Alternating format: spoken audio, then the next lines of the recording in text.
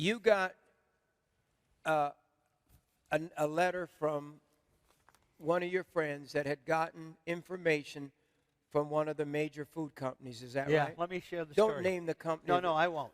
Friday, I get an order for somebody. He ordered 2 books on online, and I thought it was a mistake because they were 4 minutes apart to the same address.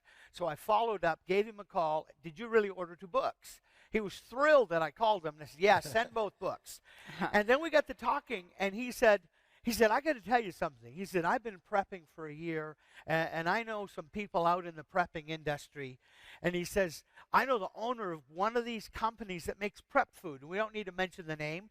But he said, he told me something a few weeks ago that was very interesting.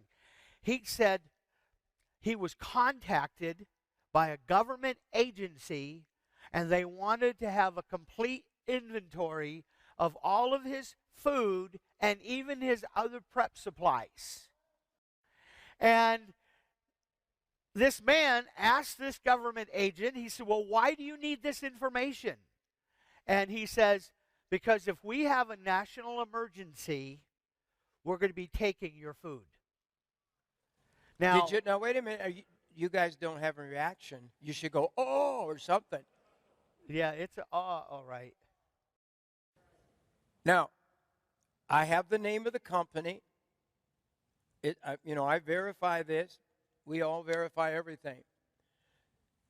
So I honestly couldn't believe it, because that's pretty bold of the government to call them. They wanted an inventory of the survival food company because they said if they're preparing for crisis. How come the government's preparing for a crisis that the church is laughing at anything bad's going to happen? I have a feeling most people in the church must never read the book of Revelation. Do you know, I'm not mentioning any names, but yeah, don't there mention have been names. TV evangelists poo-pooing and making fun of people buying long-term food. And the government is looking at the companies that are making it with interest.